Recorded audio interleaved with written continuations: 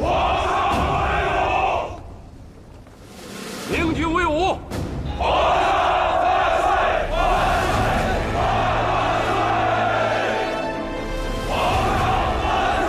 万岁！万岁！皇上万岁！万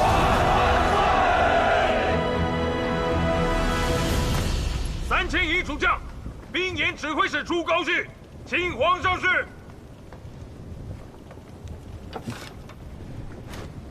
先看3000营。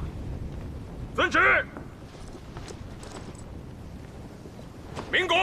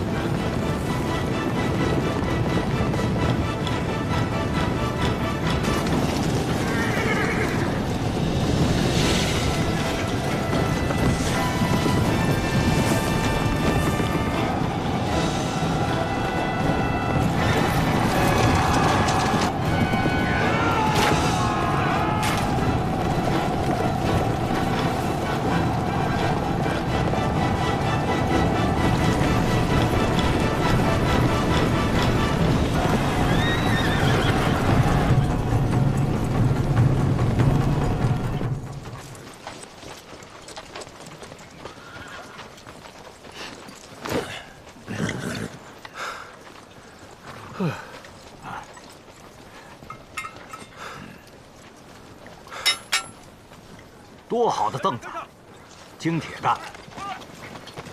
快点，快点！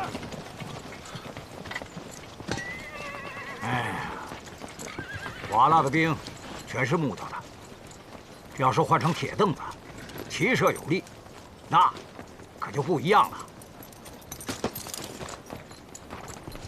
再来几套马具，把肚甲扎紧。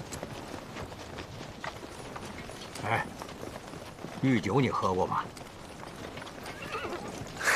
没有。你不是状元吗？快！你才状元呢！一说话就急，2两酒啊，还不够一口喝的呢。哎，走吧，走。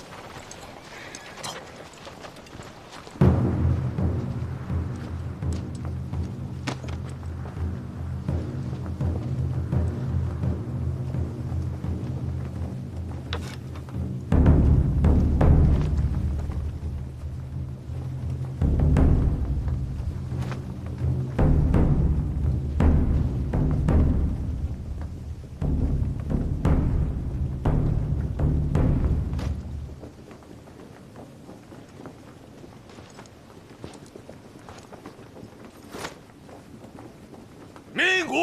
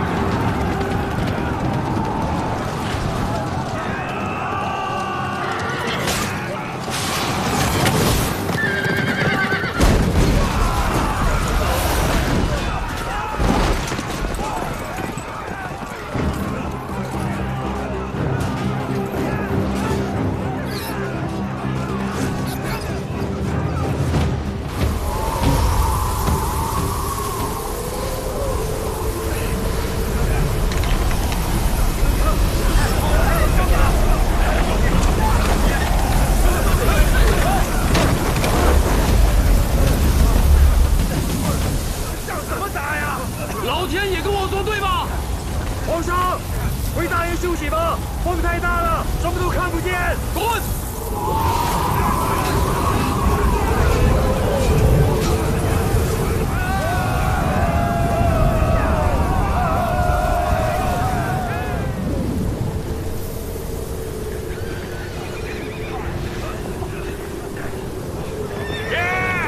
先撤兵吧，风太大了。胡说！你怕死，我上！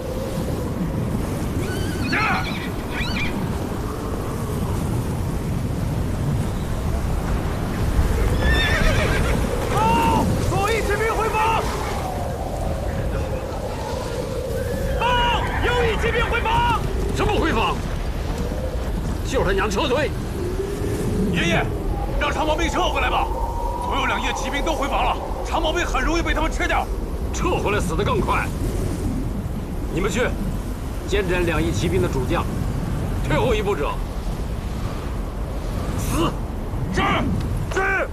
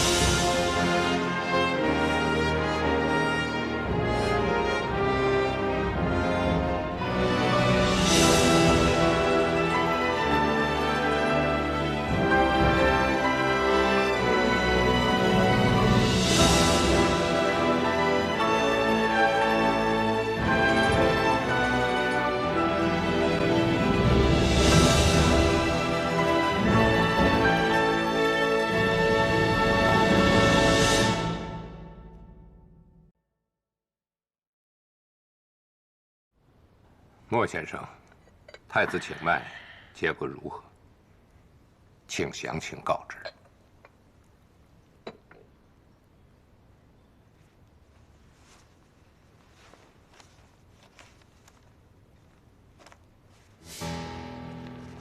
太子阳亢阴虚，气血亏欠的厉害，他本就有消渴症，最近日夜颠倒，我一搭手就知道了。你看，就是神仙来了，也很难给他调回来。莫先生，你就是本朝的老神仙，太医院以你为首，太子千万不能倒下。这个时候，我们国家在战争，600里加急军报，不分昼夜，到了就要看，就要商议，军报不能过夜。太子身体亏欠，我们也知道，但是我们也不敢担延误军机的责任呐。莫先生，我们3人呢是临危受命，这打仗打的是什么？就是打后勤，打补给。皇上不在，储君就是最高的官员，一定不能让太子爷有什么闪失啊！这里面的厉害我也知道，我给太子瞧病也不是1年2年了。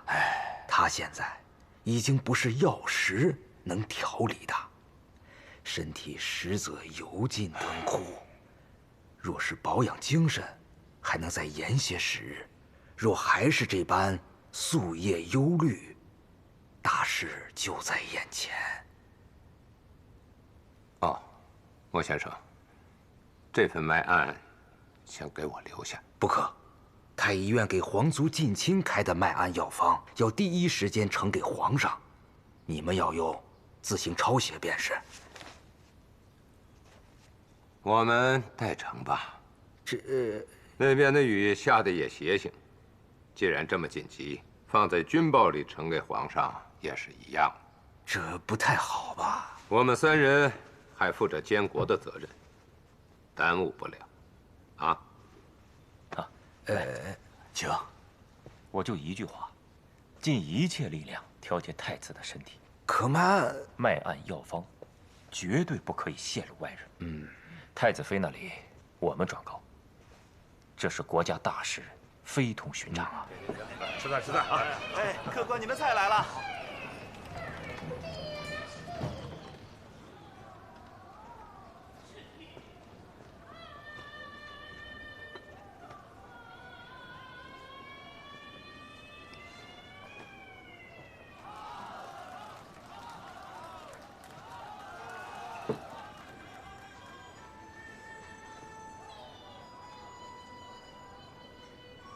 哎，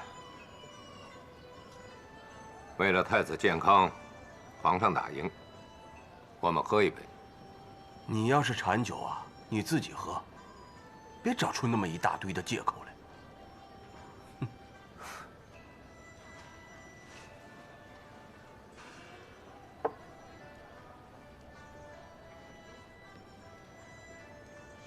2位，我想惹个大祸，你们要是不愿意扛，我就自己来。这份脉案，我先不给皇上记了。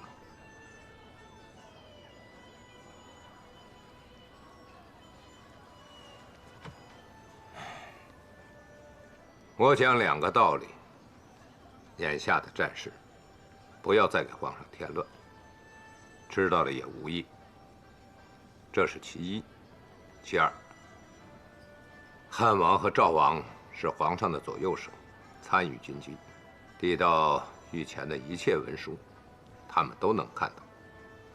要是太子身体有变，难保不起觊觎之心。眼下的战事正焦灼着，万一2人分兵回京城争皇位，陷皇上于孤掌难鸣，那可是大厦将倾的局面。究其根本，这小小的一张纸是罪魁祸首。你我三人就是赵氏的根源。你们说，我这番话说的对也不对？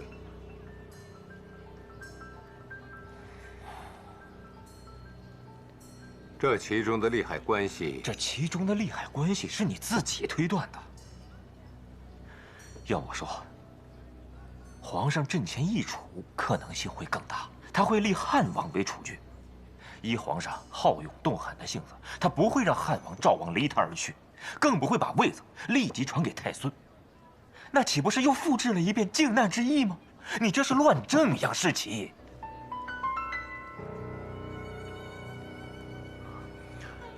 你们觉得，汉王要是做了皇上，会怎么样？也算是个英武有为的皇帝吧。不过，好大喜功了一点儿。汉王的孩子里，可有一个比得上太孙英武吗？那自然没有。好圣孙这3个字，那是皇上点了头的。我觉得，从公，大明朝再看他50年，非太子太孙不可。这件事情，我跟你走。哎，杨大人，公司，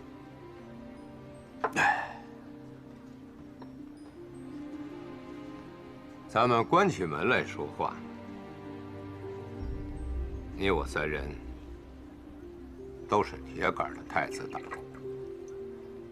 不管是汉王还是赵王，谁上来当皇帝，大家就都等着流放抄家吧。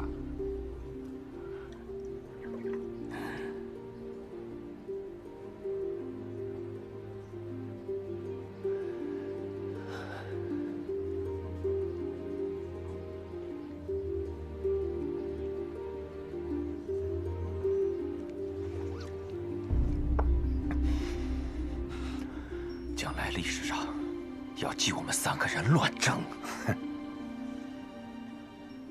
世极从权，我不是赵高，皇太孙呢，也不是钱二世。我们都别婆婆妈妈的，就这么决定了。留守京城的3营，我把亲近汉王和赵王的部队调出去，和山东的被倭兵换防。被倭军的将军是太子爷一手提上来的。到了用他们的时候了。封锁9城，封锁山海关、晋阳、大同、宣化3城，不得圣旨。匹马不能入关。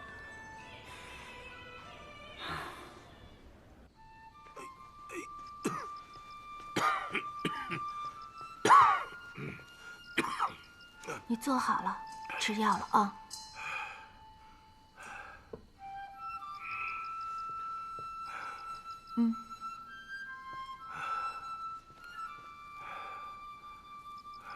吃完了药啊，就躺着，哪儿都别去了。今儿这天没你还塌了。杨士奇他们呢？不是说有紧急军情吗？被我骂走了。让兵部的人在书房伺候吧，我真是走不动了。我看你敢。太医说了，你就得静养，什么都做不了。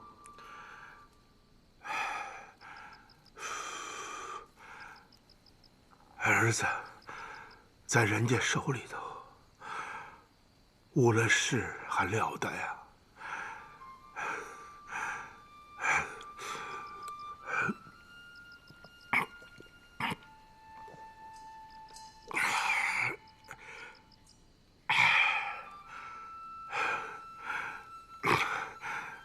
你要是舍得了儿子，我就歇着。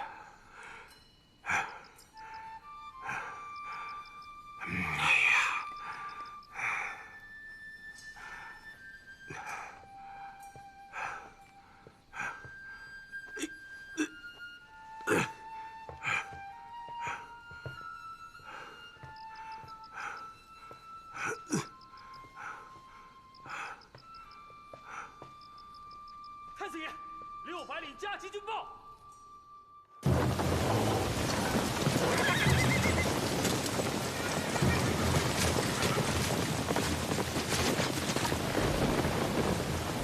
陈继营，把大炮推回去，快！我要收好，快！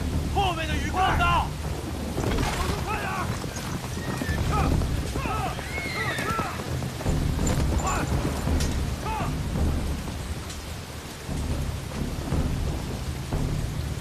我要收好。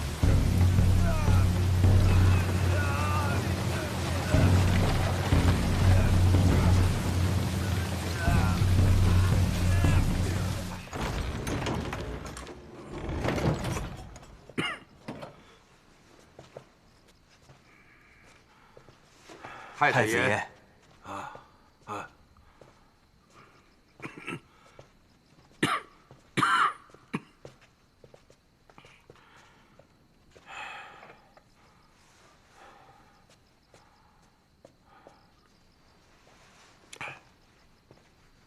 太子，坐，哎，坐。过了8月，草原那边就该冷了。我记得上次中秋节，那边已经下了大雪了。不能让皇上再顶着了。是。可眼下皇上已经分了兵，看来还是要往前打呀。我们都看出来了，也是如此。眼下最好的计划，莫过于分兵后，皇上能率主力缓缓后退，有汉王和赵王3000营，救援也快，战斗力也好，鞑部应该不为己甚。要是再继续前进，后边的事儿可就不好判断了。未必然吧？我爹的脾气，我是知道的。他的性子太坚韧，太要强了。太子爷，军报啊，放着吧。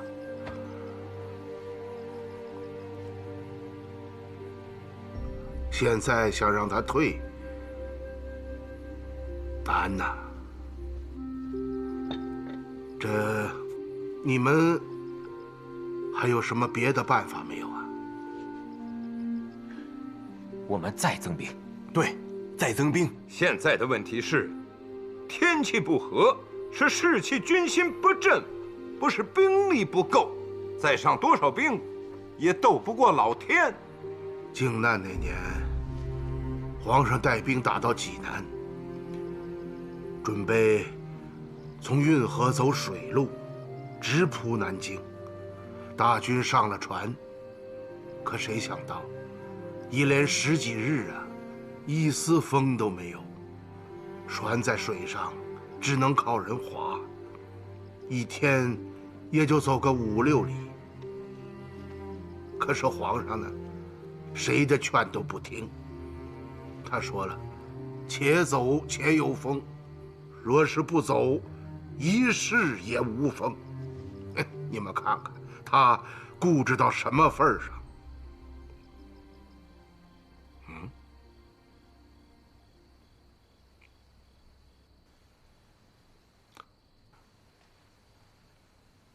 京城的军队换防了。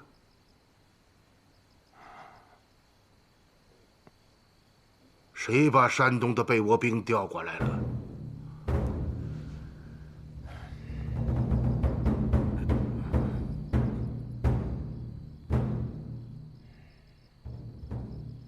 我在等。太子爷，我是怕前线消息泄露，军心不稳呐。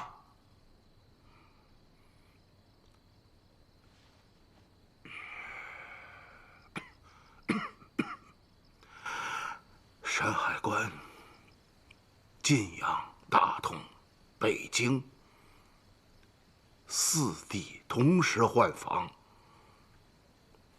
这么大的事情，不向上报吗？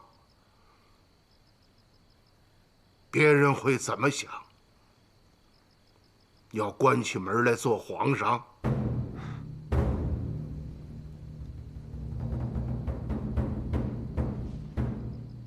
摸摸你们自己的脑袋还在不在？赶紧回去，跟家里人告个别吧。太子爷，太子爷，太子爷，天下不能乱呐！您现在身体欠安，前方战事不明，万一汉王和赵王起了觊觎之心，转眼就是一场大乱。要将来皇上平安返京，我三人自裁谢罪。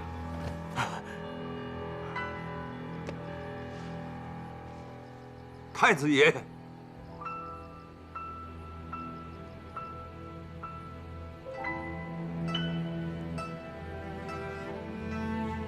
你是主谋。是。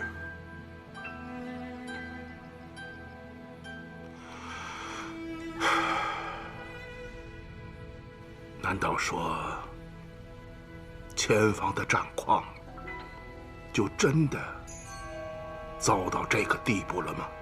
皇上，只进不知退，天公又不作美，我们是盲人骑瞎马，夜半临深池，万一皇上兵败，发生了不可言的大事，汉王、赵王兴兵入关，再来一场靖难，北京城可以朝发夕至。到了那个时候，大好的局面又要一团糟啊！太子爷，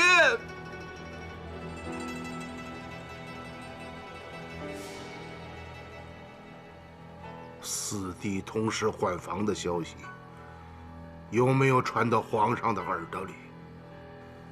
按照皇上的脾气，非马上回来看个究竟不可。太子爷，我掌管前线军报一事，消息绝无可能传出去。老二经营了那么多年，老三又是搞密报的出身，他们能够没有消息的来源吗？我不信。太子爷，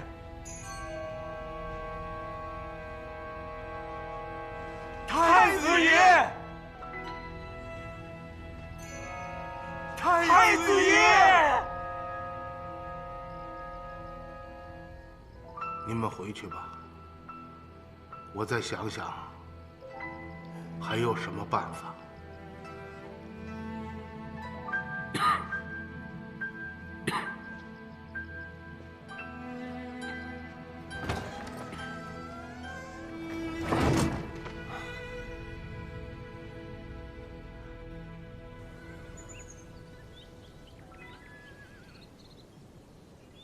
你才懂个屁呢！一过三峡口，两山之间就成夹道之势，中间的通道仅能容下一骑，大炮跟车辆进去容易，出来难。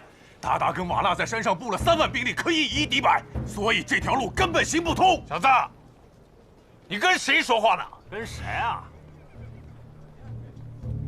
你说什么？我说，我就是个屁。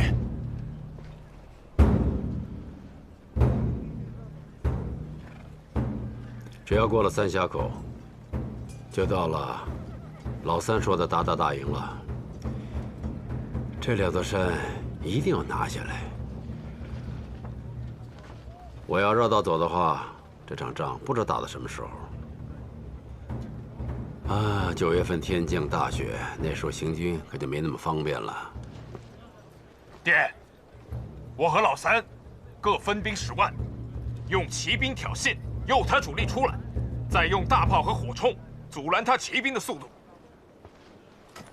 这儿口窄不怕，我和老二的左右两翼上了山之后，居高临下的更有优势。你有何高见？你们要自捣死地。我有什么办法？出门打仗，哪个不是自导死地？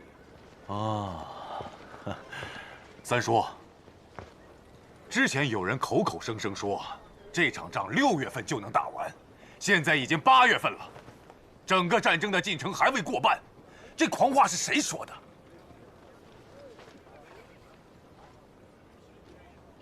我说的。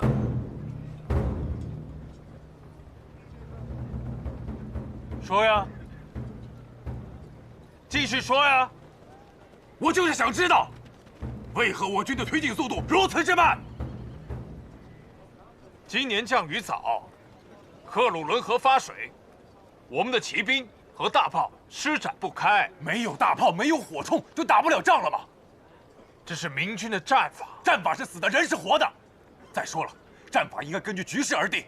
我军的骑兵施展不开，他们的骑兵也施展不开，为何吃亏的总是我们？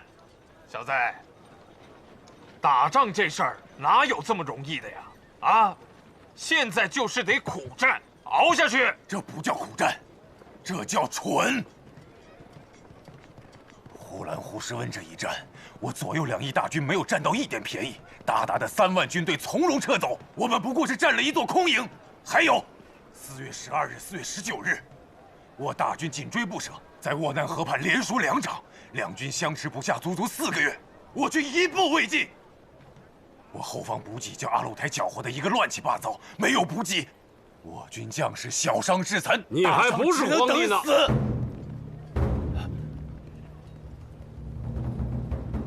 现在追究战败的责任，我军没有战败，太狂妄了。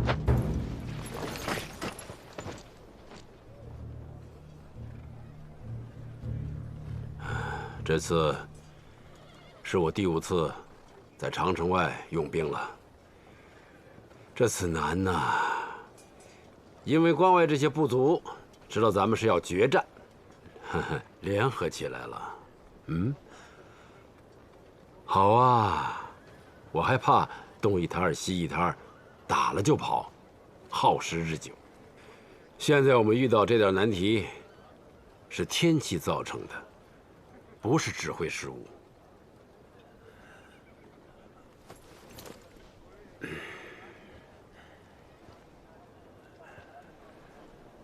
倒是你，在军中散布退兵言论，是何居心？爷爷，叫皇上。这里边哪个是你爷爷？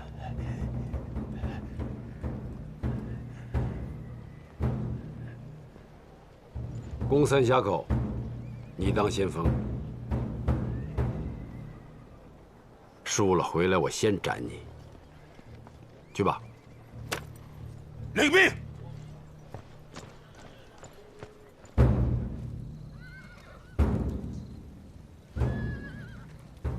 阿鲁台上个月就保证要断了明军的粮道，到今天还没有做到。派人去问问。阿鲁台的大汗派使者来了，说明军的骑兵在到处找他们，他们的人批一个少一个，照这样下去，阿鲁台一部就完了。完了就完了。他们的使者还在吗？在。叶谦，哎，去把他们砍了。是。看什么？诸位喝茶。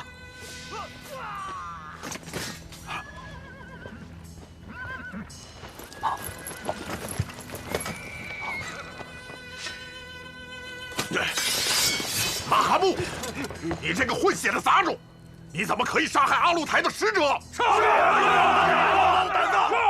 你还没有成为我们的公主呢！凭什么？这不是黄金家族的时代。这片高原上那么多部落，当年歃血为盟，发誓要守在这儿。如今他们不尽力，我杀了他，有什么不对吗？若是我不尽力，你们也一样杀了我。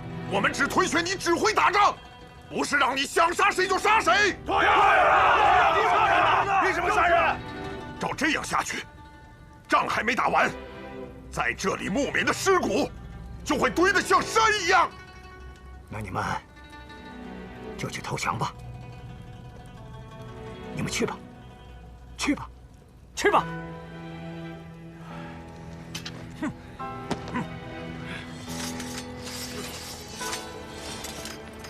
要是我没算错的话，攻打三峡口是最艰苦的一仗，明军一定会全力以赴守住三峡口。这场仗我一定要赢。你们不总是说瓦剌不出力吗？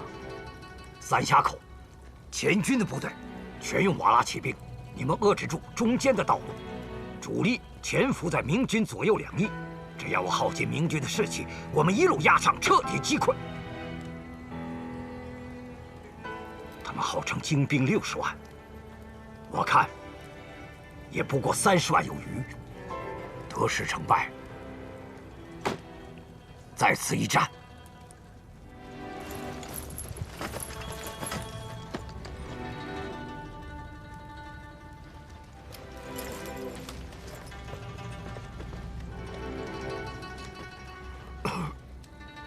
爷爷，您去睡会儿吧，老这么熬也不行啊。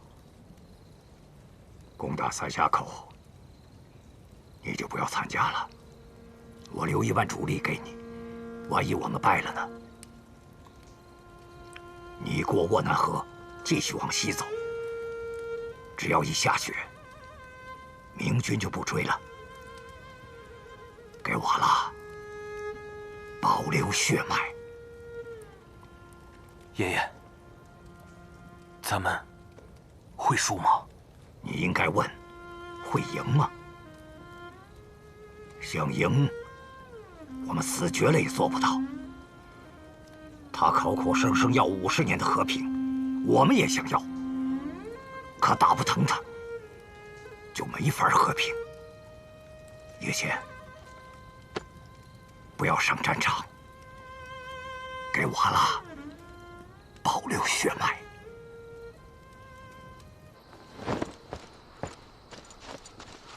听说你跟皇上吵起来了，我觉得你说的对呀，你不能就这么一生气就跑到前锋营去卖命，你得说服皇上让他退兵。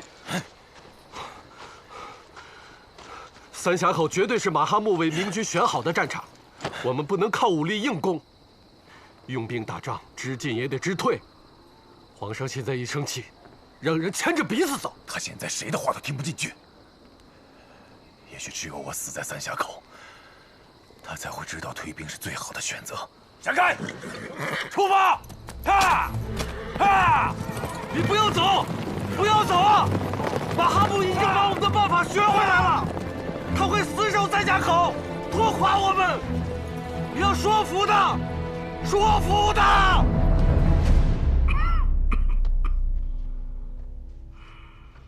兵部为大军东夷筹备更换师。还提什么更换东夷呀？难道这场仗真要打到下雪？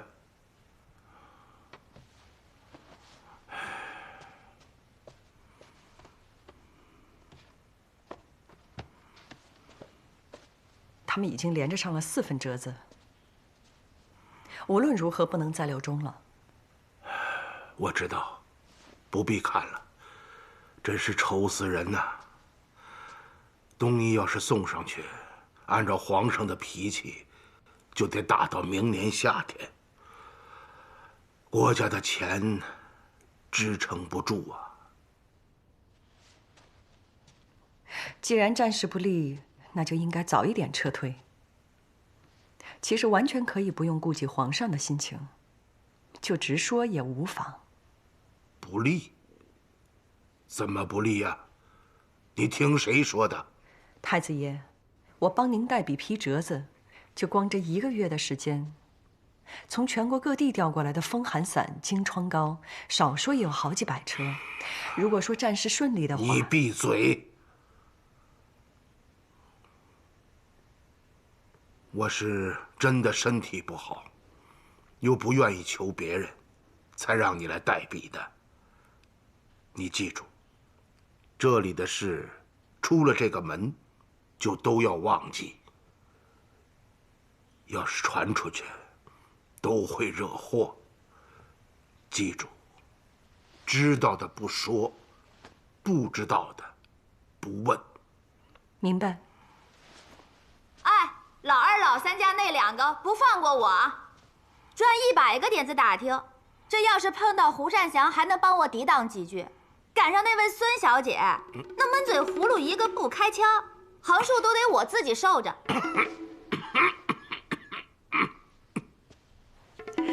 我是不是应该回避一下？都是一家人，有什么可避的？来来来，你坐着，坐着。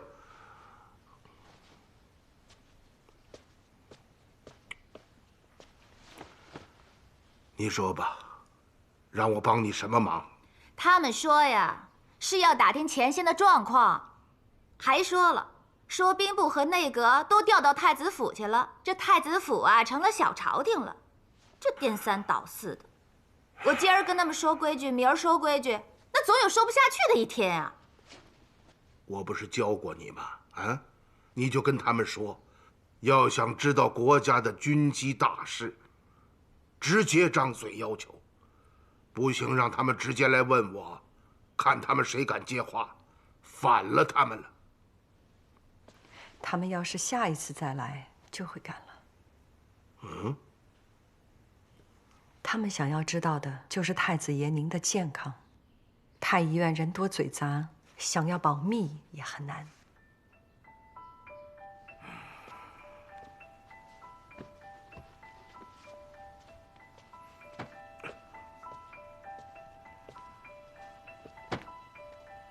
这几份折子是兵部每次往关外运粮食辎重部队的将领写的。这一份是吏部提交兵部将领升迁存档，里面开具了3代和现在的职务。我无意间对照了一下，辎重部队的几员主官大将都是汉王的旧部，所以辎重部队的往返和前线的战况，他们应该是知道的。他们还要旁敲侧击，为的就是知道太子爷您的身体是到了一个什么样的状况。你说的很对，杨士奇就是怕我得病的消息传出去，我一倒下，老二老三的野心就会起来了。现在正是打仗的关口，你们要是传出去一点风声，这国家就乱了。到时候，别怪我没有警告过你们。我去看一下太子爷您的药。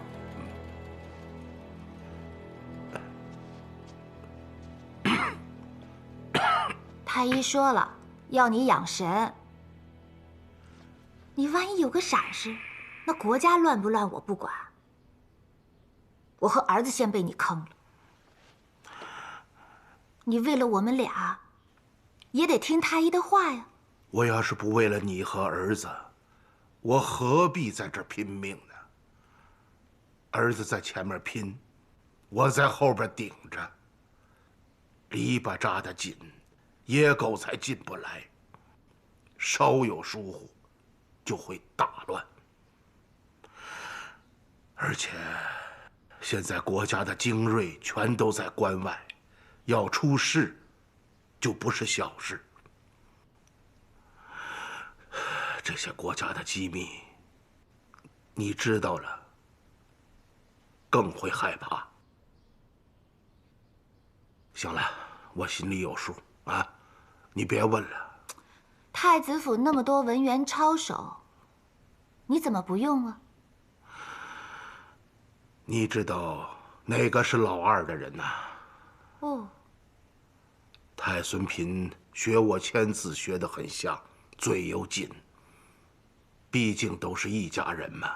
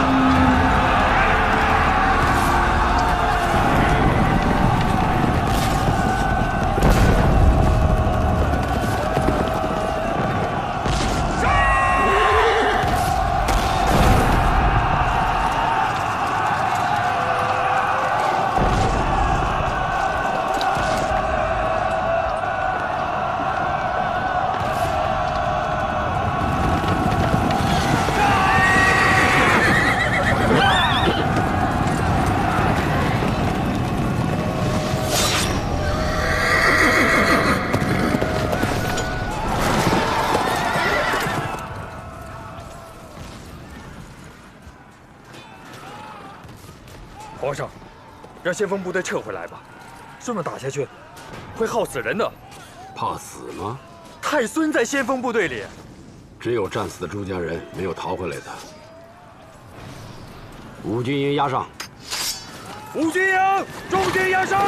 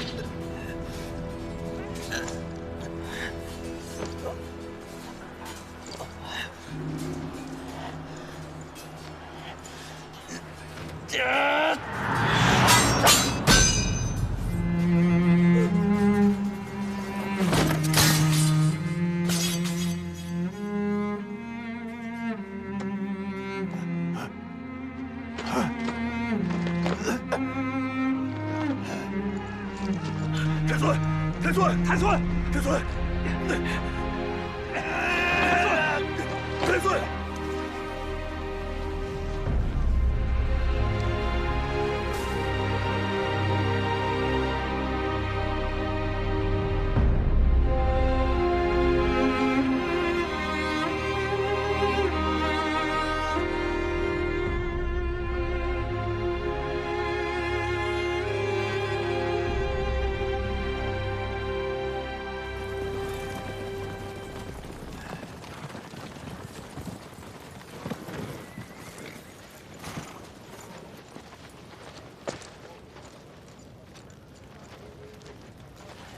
让骑兵去后方。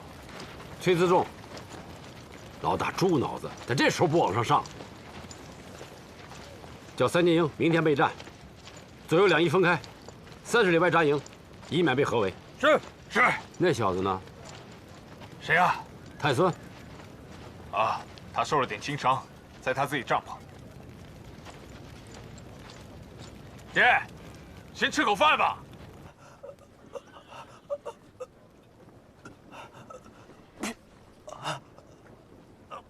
下辈子，我让你亲手杀了我。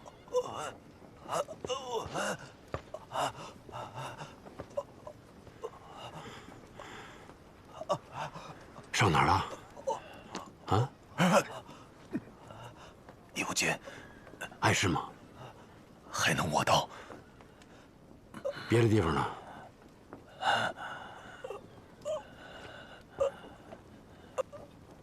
是他替我挡了一枪，要不然躺在这儿的人就是我。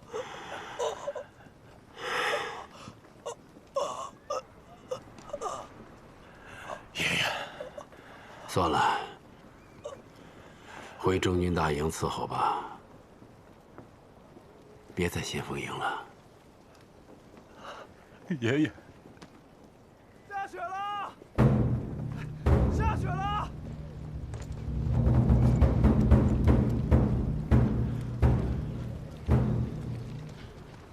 爷爷，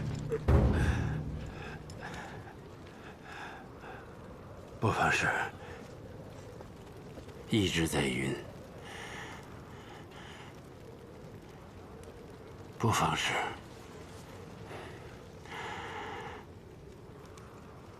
不要对别人讲。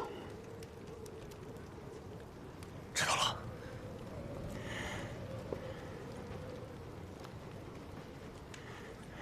回中军大营。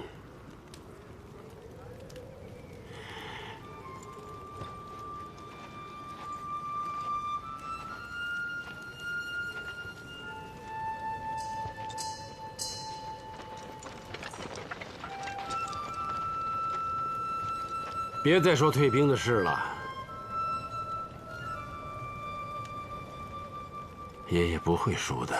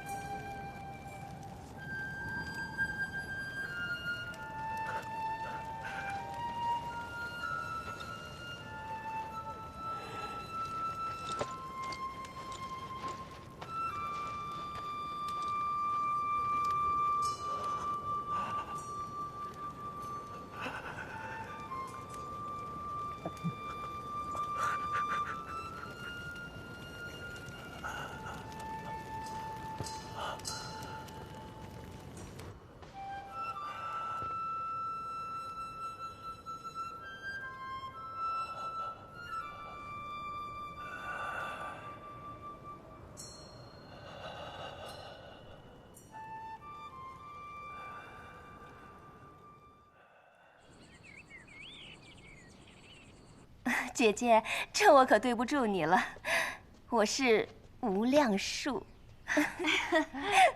这汉王一打仗啊，是硬桥硬马，连汉王妃的手气都这般硬，我今天算是见识了。我是一直想输给姐姐一把，我这不是有事求姐姐吗？就是，再这么赢下去，我们俩今天可就白来了。我们之间还说什么求不求的话呀？这打牌倒打出不是来了。有什么事儿说吧。姐姐，有句话我不知道当讲不当讲，太子爷早晚是要登基的，皇上一出征，他就是皇上。往来消息也给我们透露一点。听说太子爷把兵部搬到家里来。内阁大臣也在太子府办公，那这不就是整个朝廷了吗？姐姐，您可真有福气，你也得可怜可怜我们俩，伸着脖子巴巴的看，连个信儿都得不着。太子爷办公的时候，我们谁有胆子问啊？您这么说，可是难为我们太子妃了。你从来都不问是吗？这是太子府的规矩。太子妃不问，那是因为太子好好在家里待着呢。你不问就不对了。你刚刚嫁给太孙，他在战场上风霜雪雨，是死是活，你都不问，是何居心？哎呀，就别为难这些小辈了。你们说吧，想知道什么？如果想问赵王和汉王的安危呢，那是一定没事儿的。这么大的事儿，太子哪敢瞒呢？但是想知道军情机密、部队调度，还有后勤供给，那我可真不知道啊。关键是听不懂啊。要不我到前面去把太子爷请过来，给你们俩细细说，但是要保密哦。如果走漏了风声，皇上要是怪罪下来，那我可担不起。这些军国大事啊，我俩哪敢知道？这要落一身不是啊，可就不合规矩了。谢谢妹妹体谅。还有什么想问的？咱问完了再答。我突然想起来，我还有好多事儿没做呢，怎么就在这玩起来了？就是姐姐，今天呀，我们就先不打牌了，明天呀再聚。王爷呀，老说我这嘴巴上没有把门的，刚刚可把太孙妃给得罪了。你跟我走，江宁府送来好多花色的料子，你替太子妃和自己多挑一些回去。您是长辈，哪敢说什么得罪的话？太客气了。好了，你们去忙吧，送客。走吧。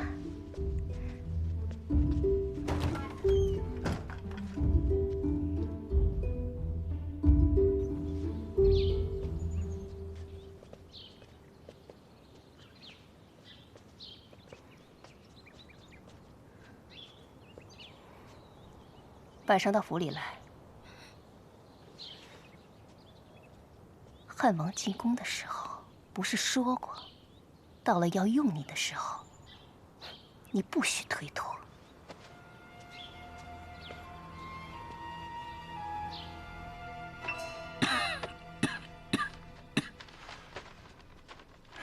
为辎重调整路线时，报兵部明军辎重。已经让杨浦重新安排辎重队了，路线也都定好了。昨天的折子发出去了吧？发出去了，辎重部队已经出发了。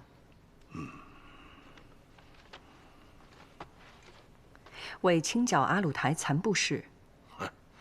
现在还说什么清剿啊？山海关的部队不能动。皇上如果有后撤的意思，可以派兵接应。大同、晋阳、宣化、山海关一线，要防止敌军突入中原，就这样回复吧。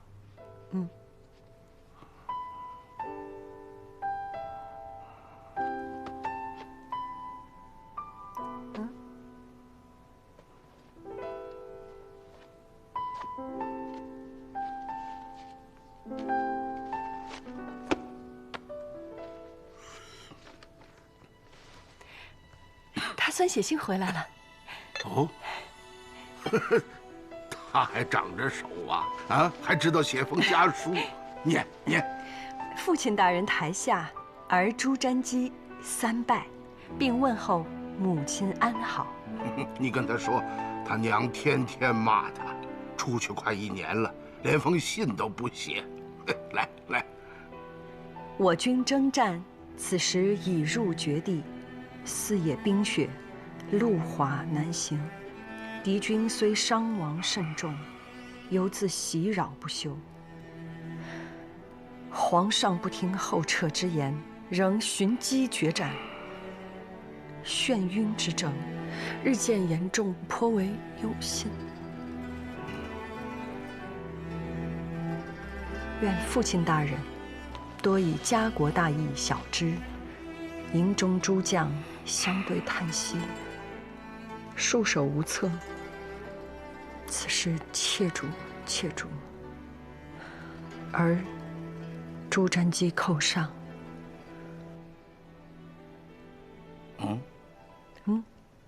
没了。没了。哼，他还写什么家书啊？干脆上个折子得了。怎么满纸都是这公文的口气啊？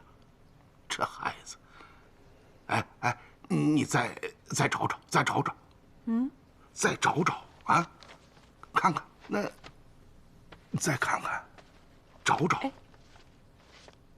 啊。我就说嘛，这孩子不会就写这么点儿的，快念，快念啊！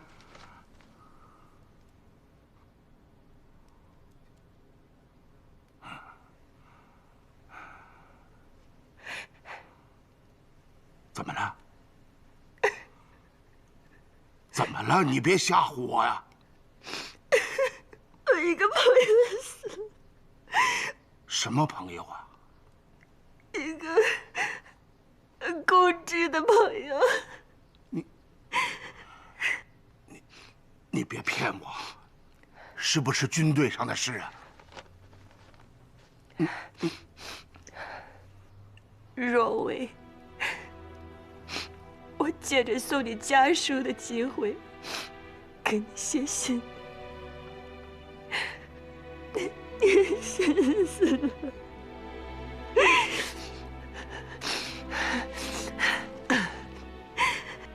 替我挡了一枪，我救他回来，营中无药，他伤势又重，我把他埋在克鲁伦河旁边的山上。死去的大明将士都在那里，那里勇士很多。他会叫他好朋友的。此时他们应该在地府里大吃大喝。这是你的前尘往事，我不能不告诉你，你也不必恨我。这场仗凶险万分，如果我回不来了，也许是件好事。将来我们再遇上，必是另外一番面目。恕不尽言，愿你一切安好。回不来了。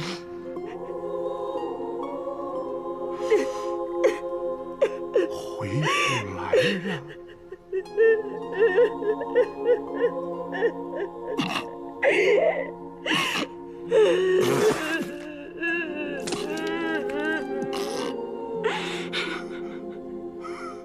回不来了。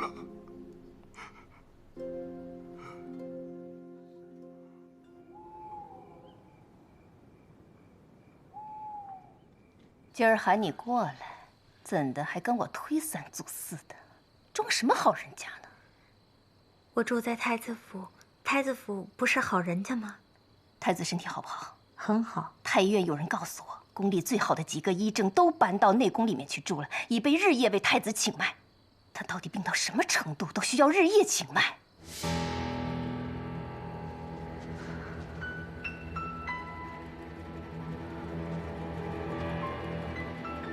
你实话实说，不是我要知道，是汉王要知道。太子爷的身体不好，这在宫中也不是什么秘密。现在国家在打仗，后方的军需，迁都过来的大小事宜，全国这么多大大小小的官员政务都压在他一个人身上，他不疲惫才怪。一点儿都不信。不要忘了，你是谁的人？太子的身体怎么样？是汉王他要知道呀。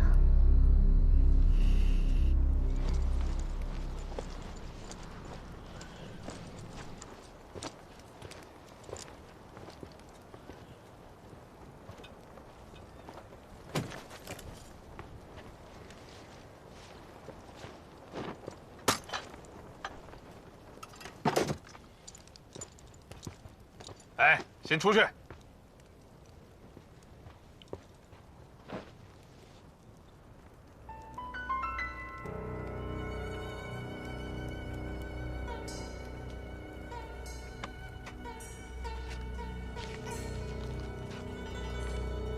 我说什么来着？老大他不傻，知道咱们打不了要往回撤，他马上把山海关的兵都换防了。你从哪儿弄的情报？我自然有我的办法。嘿，老三，二哥，何止山海关，宣化、大同、晋阳都换了驻军，未得太子爷手书命令，匹马不得入关。二哥，我说你不如老大明白事儿吧，你还真就不如他。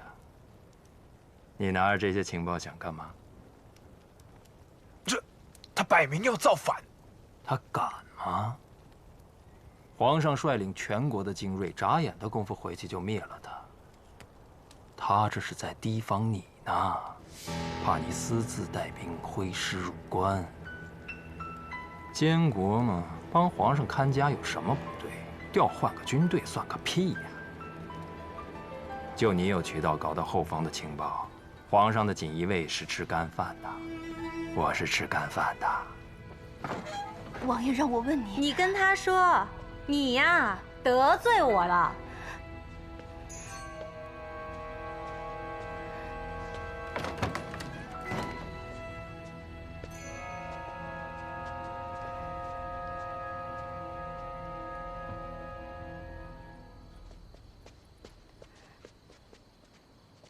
皇上快不行了，你得给自己留条后路。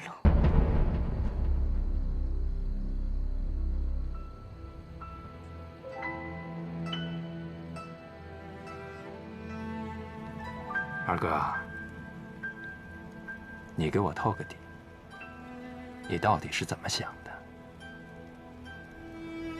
爹现在这个样子，就算平平安安的回去，也没能力折腾换太子的事儿了。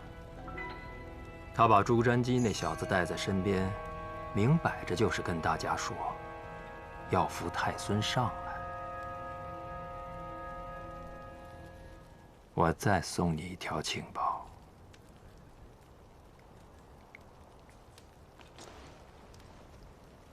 太子的身体只在朝夕了。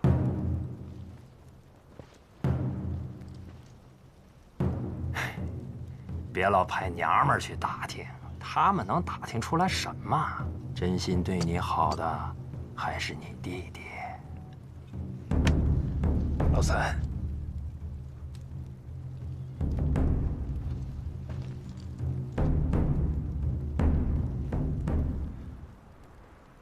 老三，你这回得帮你二哥，给我指条明路。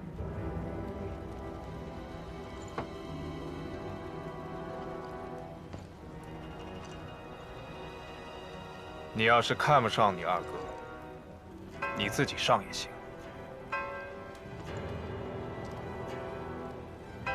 我捧你上来，是为了保咱们自己的命。记住，将来千万别拿兄弟开刀。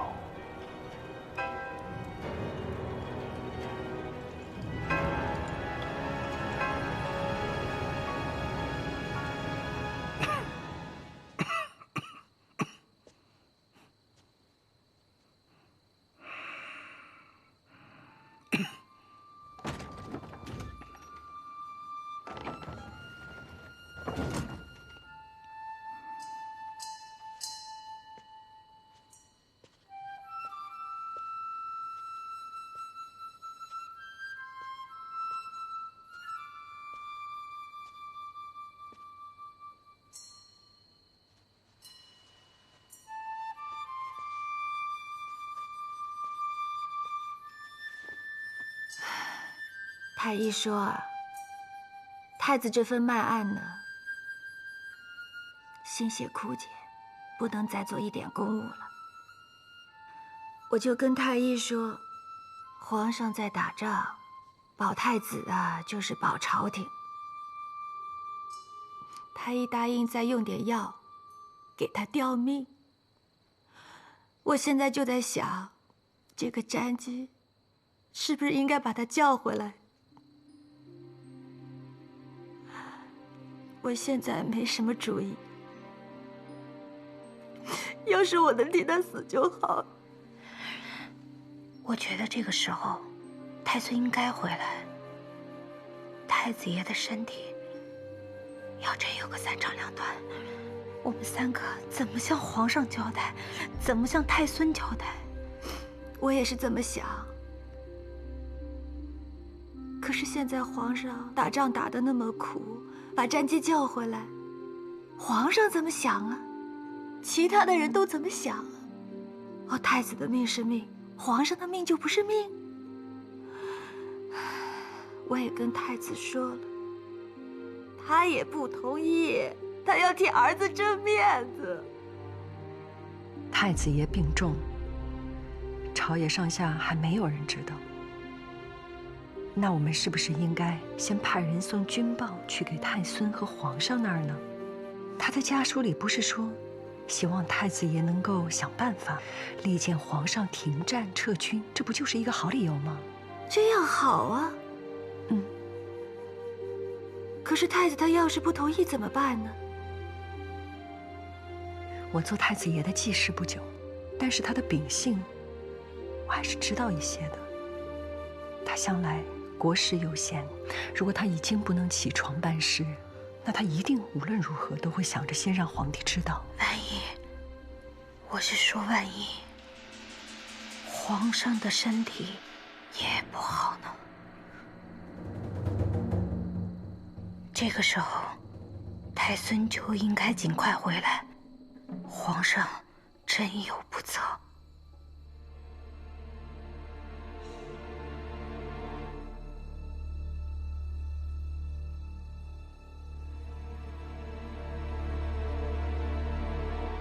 太孙可以在北京早早继位。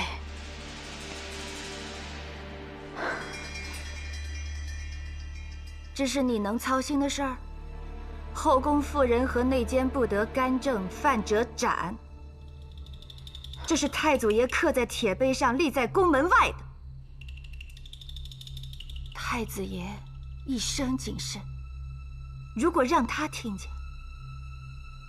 断不能饶你。我是分析形势，担心太孙，太子妃饶命。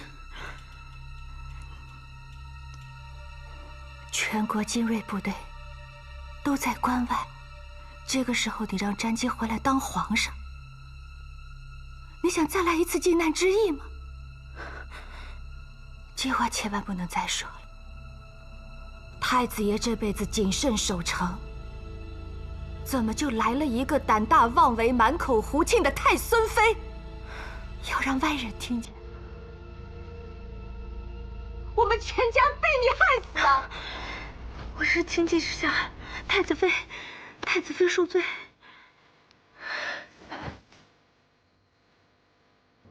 我也有犯忌讳的话要说，请太子妃诚挚。太孙经常跟我说他心中的忧虑，我猜如果皇上真有不测，那再来一次靖难之役是在所难免的事情。太子爷固然是一辈子谨慎，可是赵王、汉王他们野心勃勃，断不会容得下他。走到今天这个时候，就要提早做准备，请尽快通知太孙回来。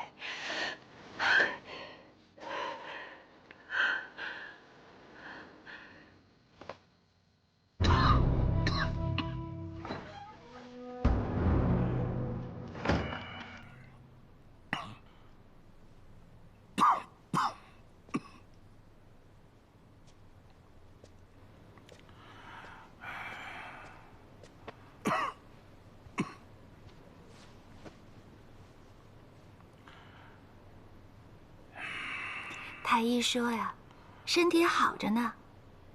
就是这些日子太累，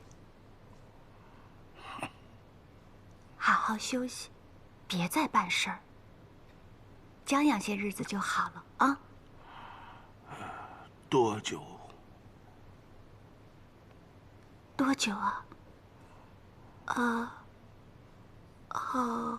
好几个月。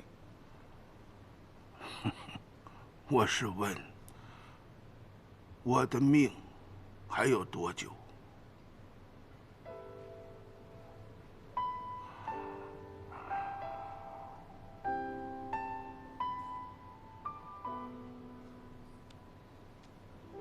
我知道你想说什么，我是怕坚持不到皇上回来了。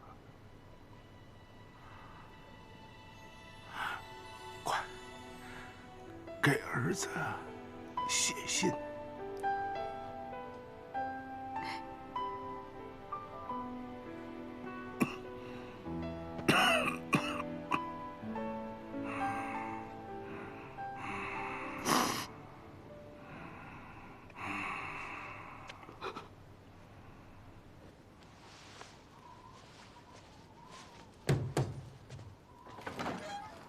太孙妃，叶秋，出去吧，把门带上。你不累呀？这一天下来，我的骨头缝都疼。要是再来一次靖难之役，你打算怎么办？怎么又提这事儿？太子爷知道，太子妃知道，你知道，我知道，偏偏我说一句，就成了天大的罪过。好了。太子爷都病重了，一家人又到这关头，说句重话，你又何必计较呢？是不是？我不计较，正是因为一家人，我才要告诉你。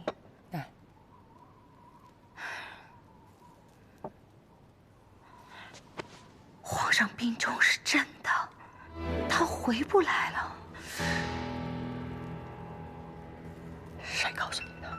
现在军队全都掌握在汉王的手里，太孙斗不过他们。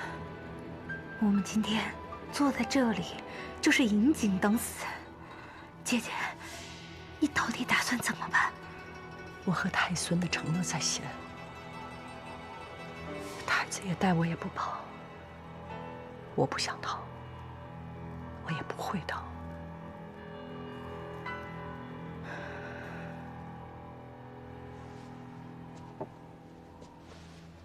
曼音。你还有话没说完。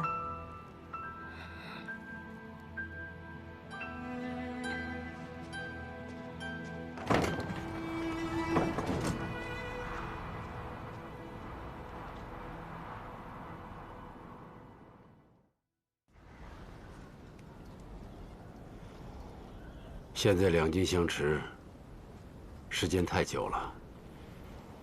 我们的补给还有多少？不足半月。这些天风雪太大了，2个辎重队上不来，药品和饲料奇缺。他们也奇缺，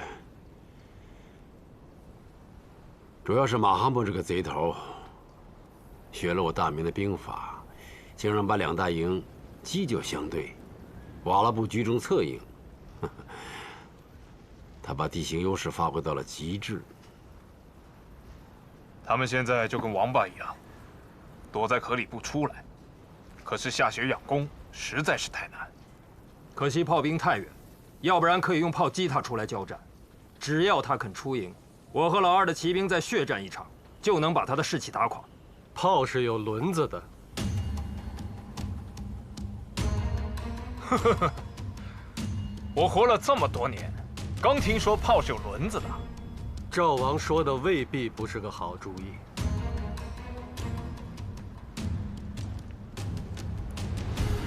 爷爷，大炮阵地不可轻动啊！单是安放炮位、挪动炮弹，就不知道要耗费多少人力。万一根基一动，敌军的骑兵很容易穿插。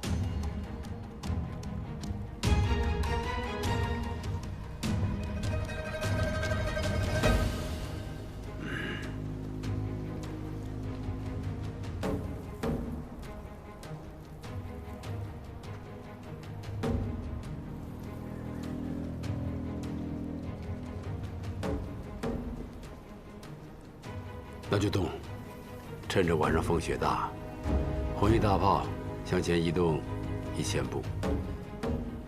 3000营监视瓦剌大营。爹，这炮重的有上千斤，轻的也有110斤，一夜挪完。现在就挪，马上，有多少人上多少人。要是没有人，我老头子也填上，一点声音不能出，做好伪装。天亮之前，阵地就位，把这个王八壳轰开。是。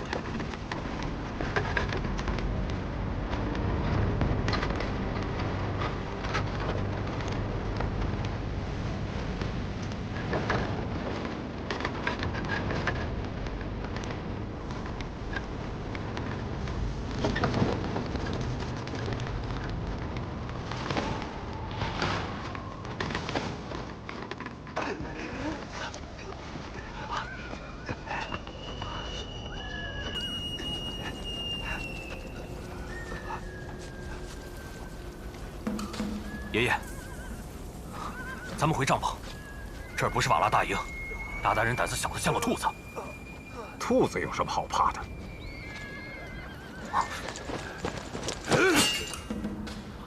我最爱的孙子，今天早上被射死了！你这个混血的杂种不撤兵，我们都要死在这儿啊！孩子们都已经开始杀马了。于谦，收了头，我们走。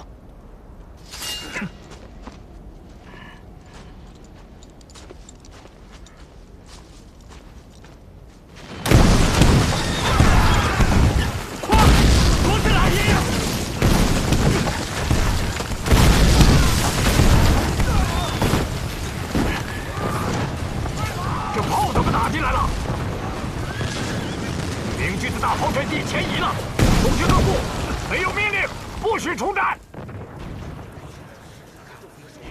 这个位置不能这么攻破了。你看，是守了这儿了啊！放在这儿，这里看，路上区域。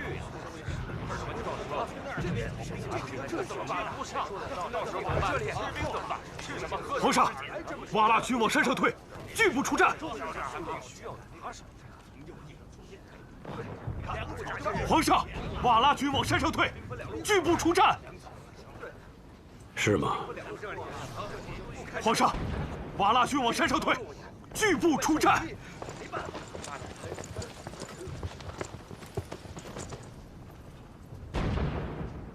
3000营出动，趁他病要他命，让五军营侧营、神机营和弓弩营居中掩护，斩断他的首尾。是。3000营出动，5军营侧营、神机营和弓弩营居中掩护。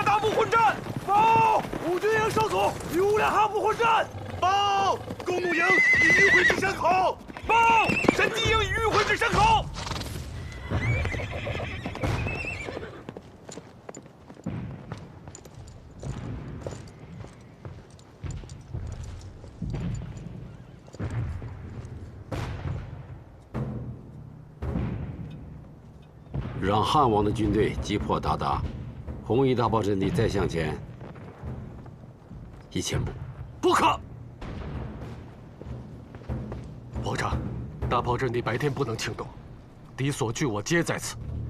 红衣大炮是我军进退的屏障，一旦轻动，敌人的伏兵即出。到这个时候了，还有什么伏兵？红衣大炮阵地前进1000步，炮轰敌营。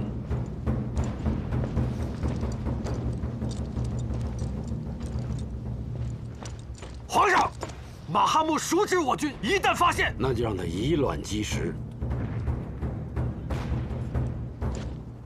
是。让汉王的军队击破鞑靼，红衣大炮军队前进1000步。爷爷，快走吧！不要管我，带着那1万人快逃吧！给瓦剌保留血脉，快走！我不走，就战死的野心！快走！快走！快走啊！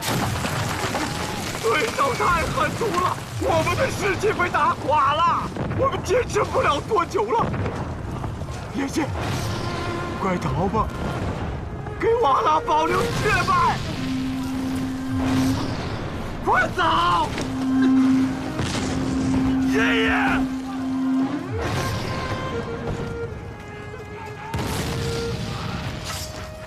把我的马牵来！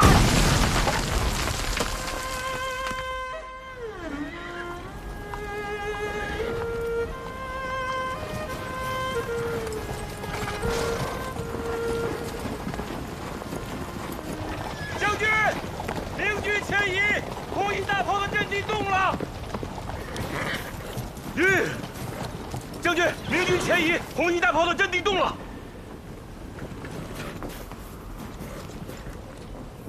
现在明军大营的阵脚松动，千载难逢的好机会，摘下弓箭，跟着我往前冲。要是你冲着冲着，发现回姥姥家了，那他娘的你就死了！冲啊！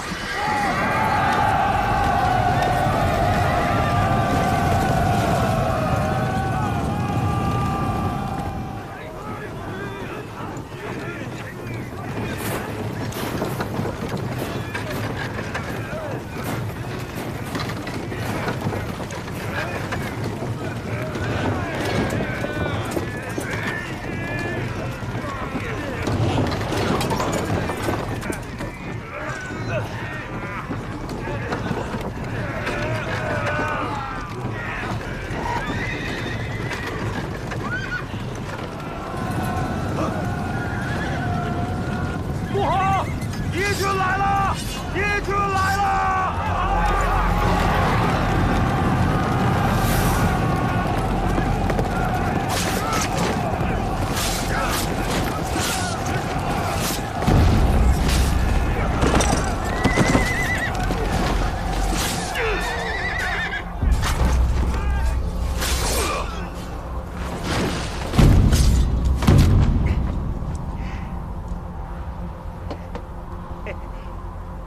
不要管那些炮，前面就是驻地的大营，有胆量的过去跟我闯一闯。上！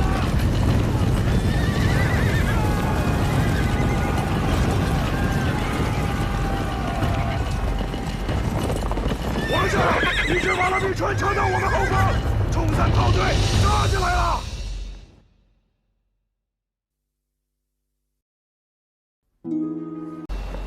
取刀。爷爷，您不能再固执了，您是大军的统帅，不能在这个时候跟他们较一时的长短呐。取刀。来人，皇帝移驾。是。我说你听见没有？取刀。走。放开我。骑兵营上山。是。传令兵，再给我调15个火铳手，还有，告诉樊中将军，只要他还能喘息，速速与我合兵。是。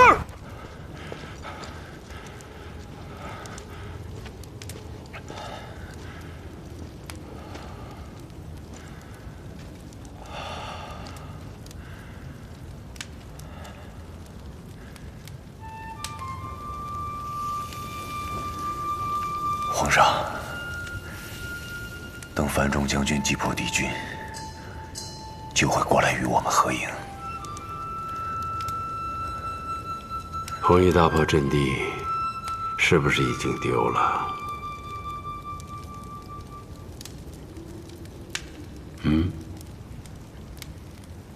敌军的骑兵冲破我炮兵阵地，率军的就是叶仙。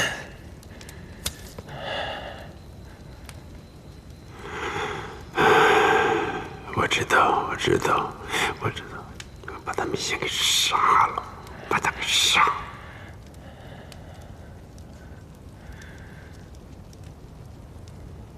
叫于谦进来。是。传于谦。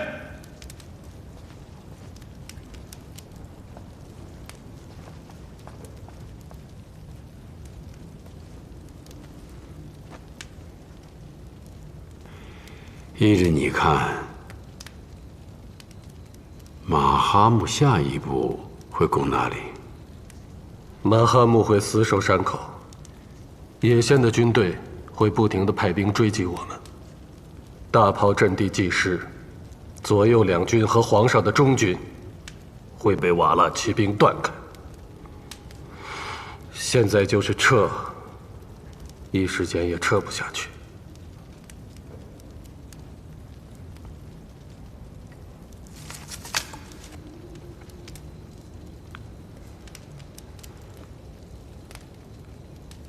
如果我和左右军继续合兵，皇上，继续合兵越陷越深。一旦他们反包围，军队失了供给，我们就回不去了。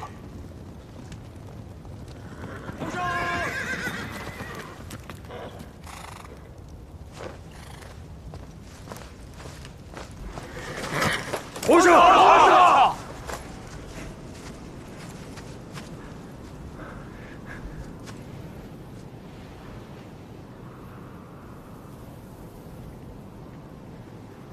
中军还剩多少人？我聚拢了不到1万人，军队都被冲散了，正在收容。汉王呢？赵王呢？3千营呢？他们没能攻下三峡口，与鞑靼部缠斗，一时间撤不下来，大炮阵地全没了。老爷后以50里，请皇上召回3千营，攻卫大营。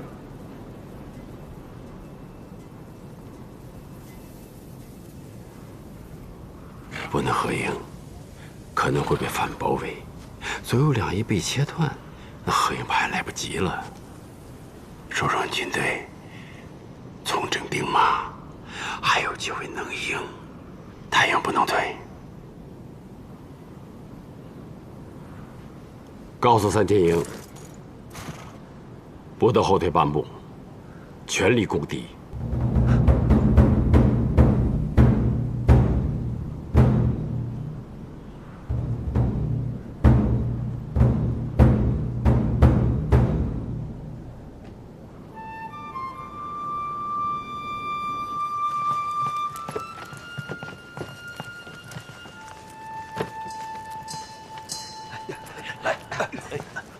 皇上，皇上，皇上！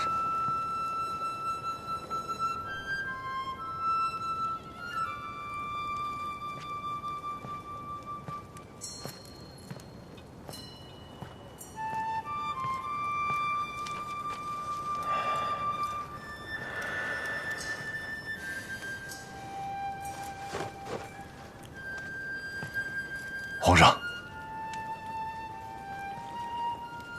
丢什么东西了？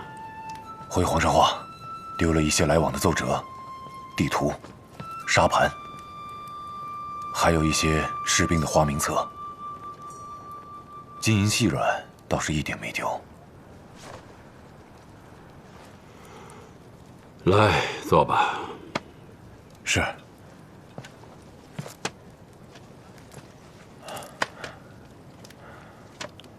野仙跟你年龄差不多吧？是。这是个禁地啊！这帐篷里这么多金银器不动，拿走的都是对打仗有用的东西。啊，我冒失了，给大明朝留了这么一个祸害。爷爷，你高看他了。他们不过是钻了我们阵地的空子。再说了，打仗嘛，总有输赢啊。这个我知道，不用你说。是。今天樊中让我找回3000营，呵呵，话到嘴边上了，他不敢说。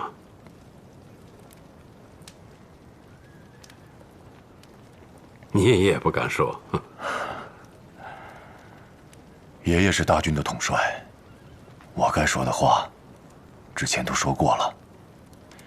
爷爷一声令下，大不了我把命拼了就是。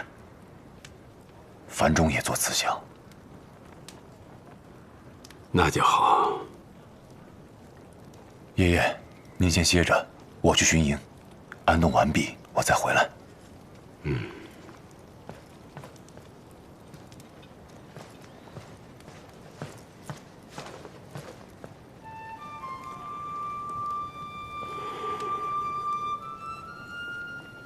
来个人。皇上，地图呢？再去给我弄幅地图来。于谦，于谦，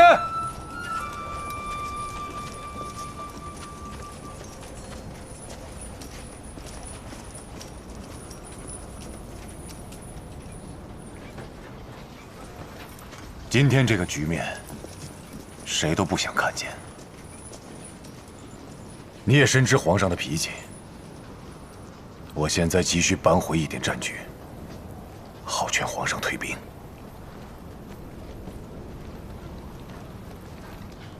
你了解马哈木，帮我想想办法。哼，我知道你说话难听，但你今天只要跟我说真话，我都受着。其实这次我们败得不够惨。野仙还是太年轻，不会用兵。要是马哈木来，我们就都成俘虏了。皇上老营撤走的时候，军队的建制已经打乱，连大道都没来得及带走。野仙可以继续在后面奔袭，冲乱皇上的老营，趁机俘虏我们，再抢了皇上的大道，攻击3000营的后方。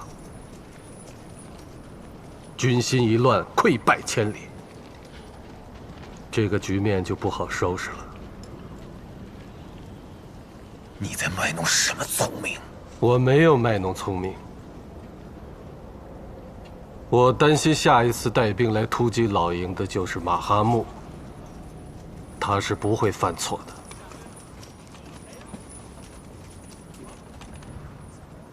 以现在这种形势，撤不下来了。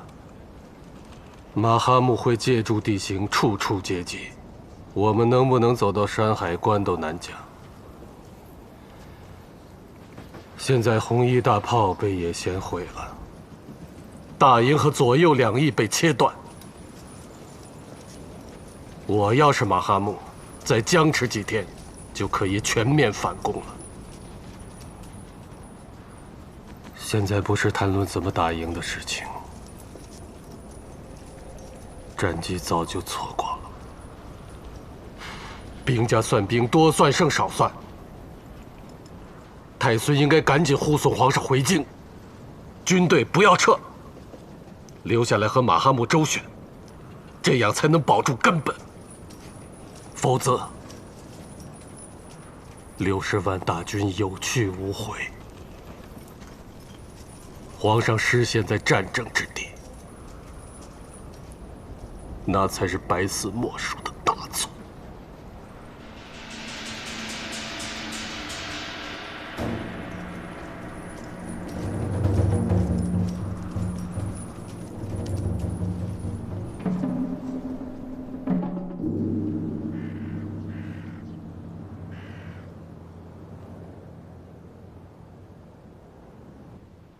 这仗不能再往下打，是不是这么打了？是这样，不能打了。哎，他怎么来了？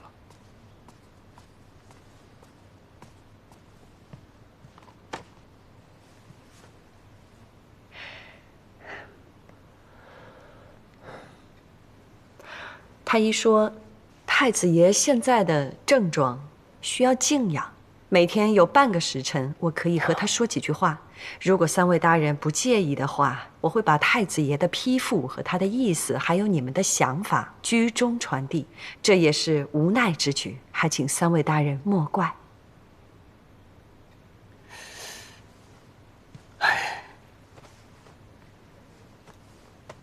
请问太孙嫔，这些折子，太子爷既然起不了床，他是如何批复的？我把折子看完了，再用简单的几句话讲完，再揣摩太子爷的意思批复。太子爷点头或是摇头，签名是我模仿的。这将来要是问起来，恐怕有些不合规矩吧？是啊，是不合规矩。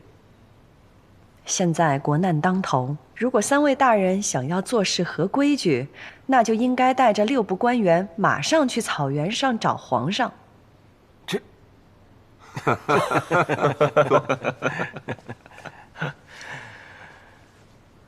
太孙嫔虽然年轻，礼数倒是也清楚，不可有轻视之心呐，否则的话会让你碰钉子。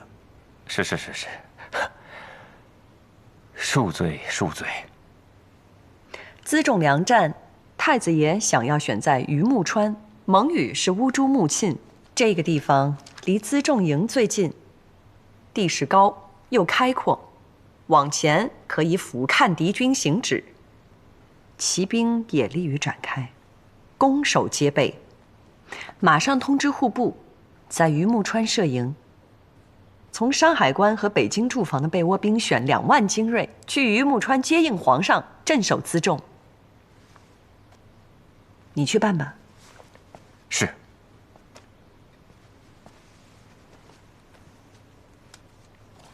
太子爷从江浙征购的万金贴、柴胡伞、风寒伞，这一次随辎重部队往前送，货已经到了齐化门，兵部要优先安排，尤其是风寒伞。现在天气正寒冷，兵士都穿铁甲，风寒症尤多。这些要加以保护。遵命。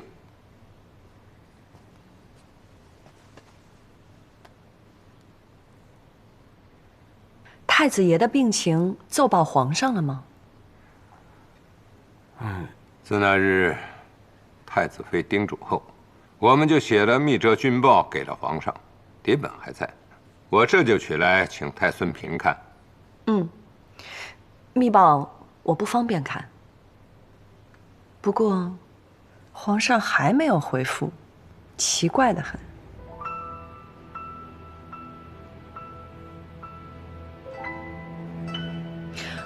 我问过太子爷的意思，用我的名义给太孙写了一封家书。我不管你们用什么方法，600里加急送出去。是。这密折向来到了就看，怎么皇上没回复啊？前线的仗打得急，皇上也未必有时间看，是不是？啊，是。其实你们也不用安慰，太子爷猜这次是打了败仗，所以不方便放太孙回来。这仗败到什么程度？你们是连太子爷都要瞒吗？红衣大炮阵地被端了，左右两军和敌人焦灼着。有军报吗？军报上写的全都是这件事，我们怕影响太子爷的身体，不敢送。说的也有道理。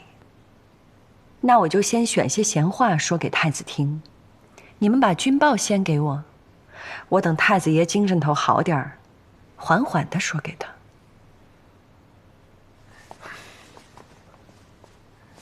理应如此。实在是国事紧急，我沐猴而冠，还请3位大人莫怪。他日太孙登基，有你这样明事理的嫔妃辅佐，我们深感庆幸。太孙嫔放心，这封家书一定送到。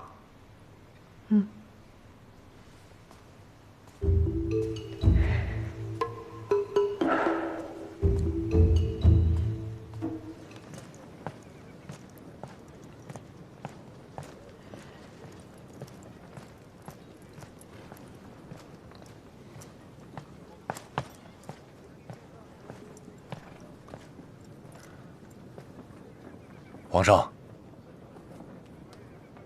皇上，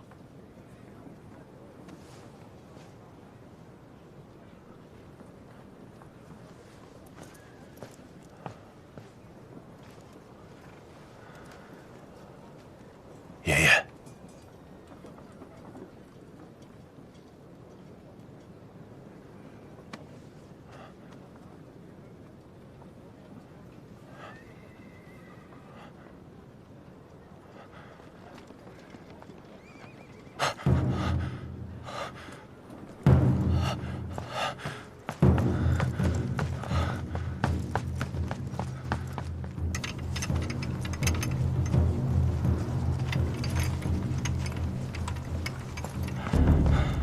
去请军医官，就说我得了风寒，让他过来看看。是。樊将军，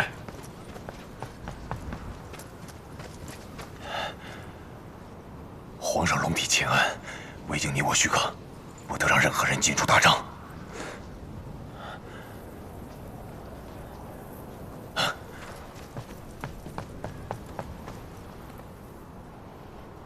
来人！皇上和太孙商议军务，大营附近50步，不得再有人进出。关闭营门站双岗，披马出营，要有我和太孙的手谕。是。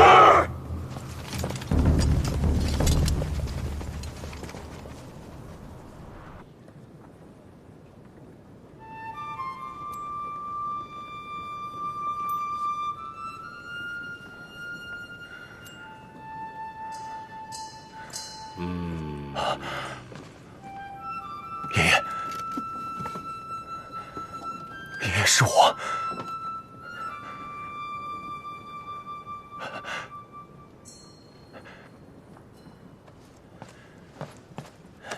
你随我来。皇上的身体到底怎么回事？太孙，皇上是心悸，心事过重，亏了元气，血不能归心。说些我能听得懂的。皇上这么多年征战，从不爱惜身体，像一座老房子，4梁8柱都朽了。我刚才用银针刺激他的血液入心脉，他还要睡一会儿才能醒。你不要回营了，我在旁边给你收拾出一座帐篷，随传随到。还有，你要懂规矩，皇上的病情只可你知我知，多半个人知道，你性命不保。是。我爷爷的病情到底有多棘手？你给我透个底。只在朝夕之间。混账！不会的。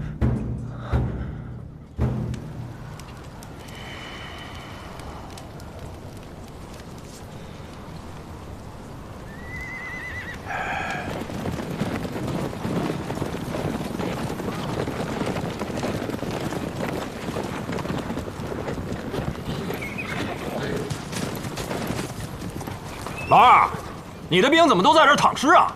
让我傻小子一样带兵往上冲。你才躺尸呢！下雪天让我养功，这仗我可不会打，我也没见你攻啊。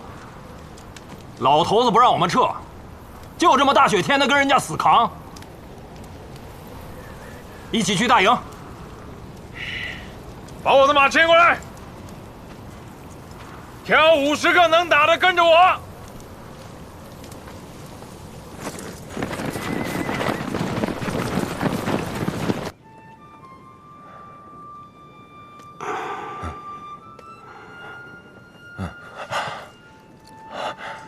爷爷，我这一觉睡到这个时辰了。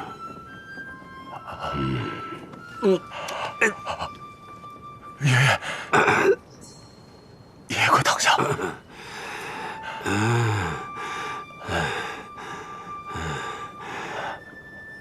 爷爷，您躺好。医官说，您有些血不归心，要好生休息。出师未捷，身先死，常使英雄泪满襟。别说这些不祥的话，您就是太累了。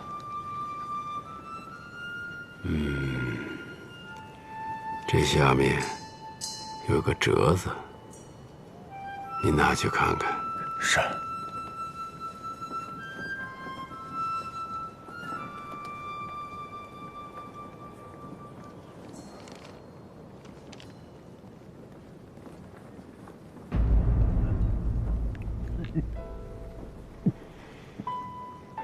你别怨我，你爹病重，折子到了好几天了，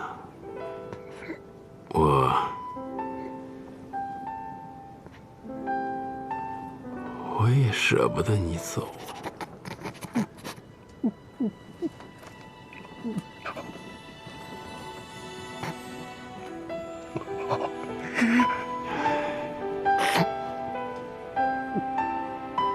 咱回家吧。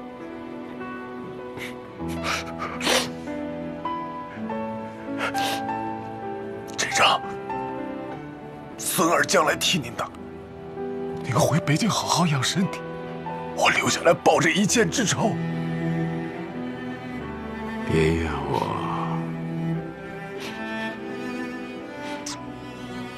接到折子，这10天我都不能安眠。明明困得很，一沾枕头就清醒。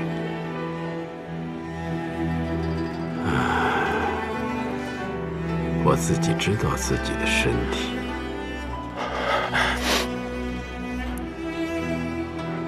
我是怕我撤不回去了。爷爷，你爹写了密折，军队换防，一进山海关，都是忠于你的军队。太子爷，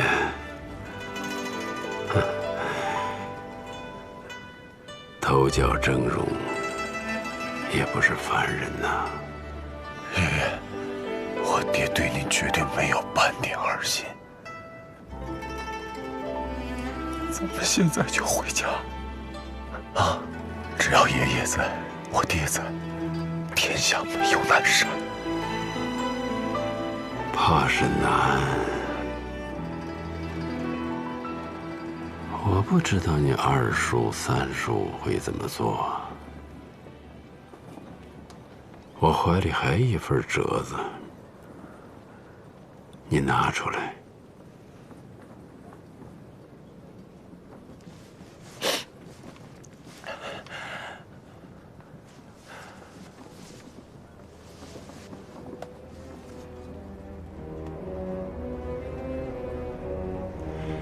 念。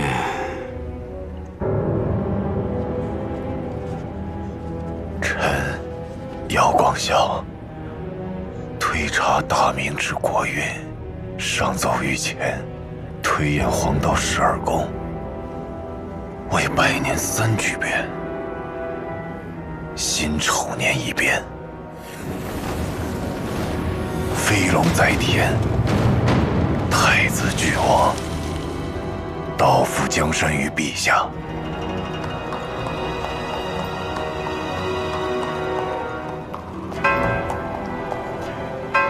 庚寅年一变，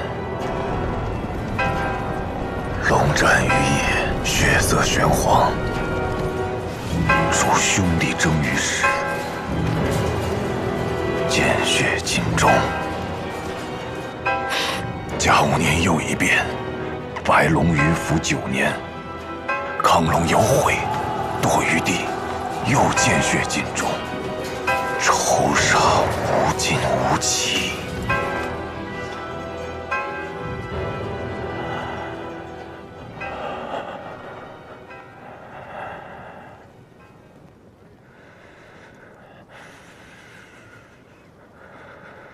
你留着吧，记着你发的誓，手上绝不要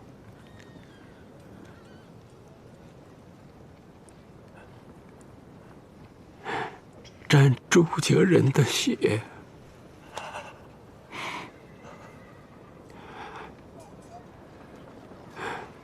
其余的就看你的命数了。这份折子，你留好给儿孙，让他们也发下毒誓来。是。皇上和太孙商量什么军务呢？左右军都在雪地里熬着，还不知道怎么办呢。滚进来吧。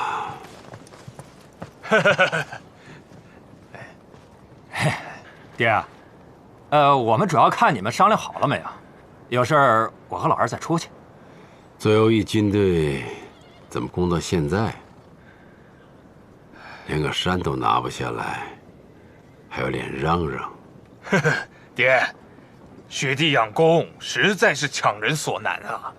那些瓦剌人射的箭又准，没必要拿3000营这么耗啊！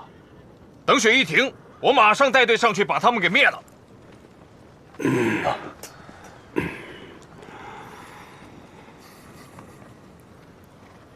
吹吧，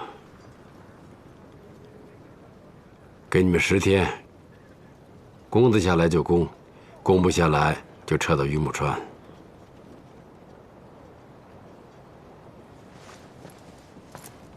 太子爷发话了，再打不给钱了。老老实实回去吧。我们在前线卖命，啊，他在后面指指戳戳。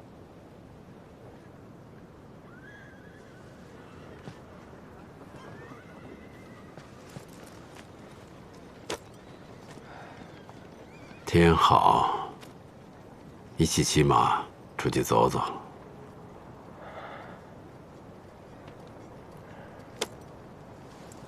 是。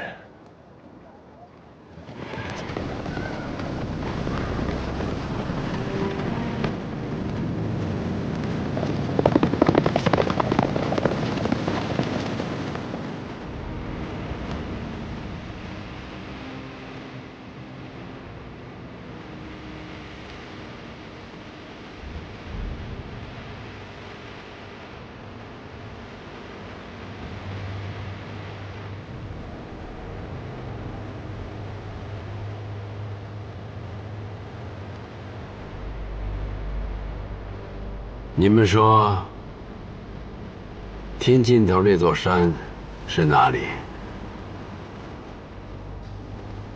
那儿应该就是狼居胥山，当地人叫海尔汗。当年后续病奉狼居胥就是在那儿。那天尽头那座山以外呢？这么远的地方，我也没去过。人生真短，如此江山，岂不让人留恋？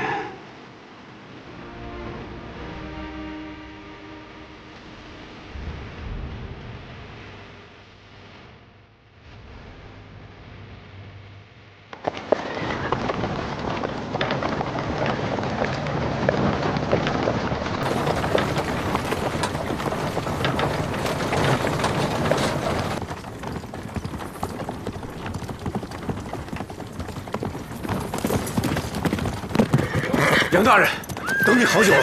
太孙，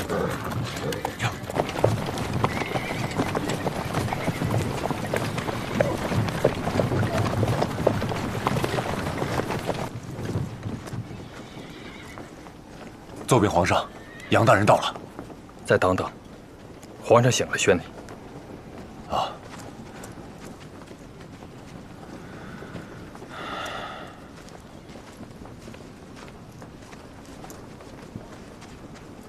我爹他身体如何？皇上的病，太医怎么说？啊，恕我冒昧了。太子爷的病总算是稳定下来了。太医用针刺配合着参汤入血，把胰腺生气吊了起来。现在时睡时醒，精神好的时候还能说说话，写字和看折子是不行了。太医说，如果没有大的刺激，可延2年之期。现在的当务之急是赶紧让皇上回北京去看病。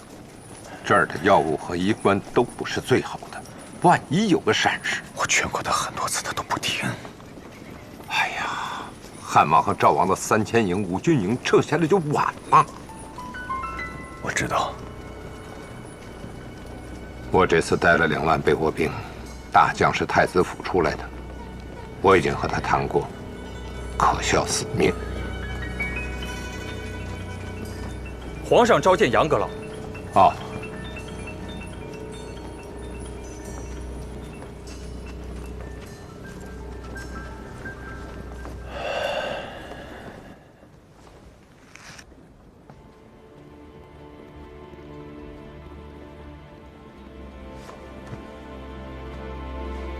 皇上，圣公金安。起吧。谢皇上。你个老少才，1年多，怎么胡子都花白了？皇上，岂不闻光阴如骏马加鞭，日月如落花流水？哪有不老的道理哦？这倒也是啊。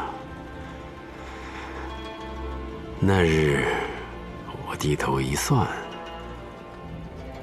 我已经65岁了，年过花甲，真是奇哉怪也。哼哼，早上醒来的时候啊，就觉得自己是20几岁的小伙子。能开武弹弓，用60斤大刀劈重甲，血战3天3夜回来，睡大觉，吃10张饼，10斤羊肉。我听说，皇上这次又亲自披挂上阵了。撤退的时候，我连杀2阵，马哈木像条老狗一样。连面都没敢露，夹着尾巴逃了。重创瓦剌，你说，以我这个年龄，上马杀敌，下马治国，古今往来，哪个帝王比得了我？这个自然无人能及呀。皇上春秋鼎盛，还需要好好养养身体。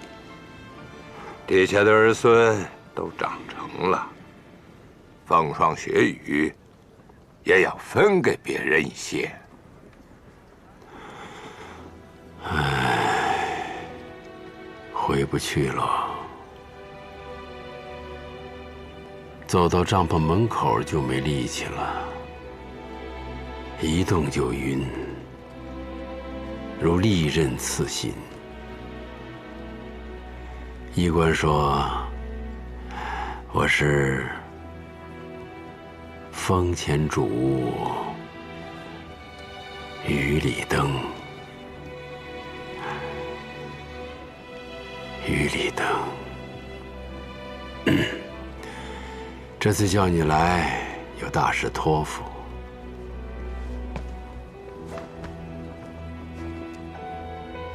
太子爷现在的身体，我怕也是如此了吧？回皇上话，太医诊断如无大事，太子爷应该还有2年之期。不能做事，活2年有什么用啊？只是死了没埋。朝中政务全凭太孙嫔和太子爷交流，太子爷还是可以一言而断的。内宫夫人参政，有可杀之罪，太子爷何必连累他们呢？你回去跟太子爷说，叫公正司处死。皇上，太子爷他也是权宜之计呀！闭嘴！太子今天到这个地步，能继位吗？龙椅上坐着一个活死人，我怎么跟祖宗交代呀？他生死一线，太孙能当国吗？汉王、赵王岂能容他？眼看又是一场大战。杨士奇，你要明白我的心意。我是小，误国是大。是，为皇上所命，臣以死报之。我想立老二做皇帝，你要给太子爷一家寻一个好出路。老二虽然浮夸了些，总还是听我说的话的，能压得住老三，天下不会乱。要琢磨出办法，保住太子一家的命。我不能让后人说永乐篡位，后世儿孙个个学他，自相残杀，为千古所笑。你说呢？皇上圣明。南京的朝廷建制虽全，实则清闲无事。汉王登基后，可将太子一家移过去。老虎失去爪牙，汉王应该不会再步步紧逼。这口安乐饭，总该能吃到老。另外，请皇上手书一道旨意，通晓百官，供奉在祖庙之中，令汉王和赵王立下血誓，朱家后人断不可再自相残杀，否则死不入祖庙，天下共击之。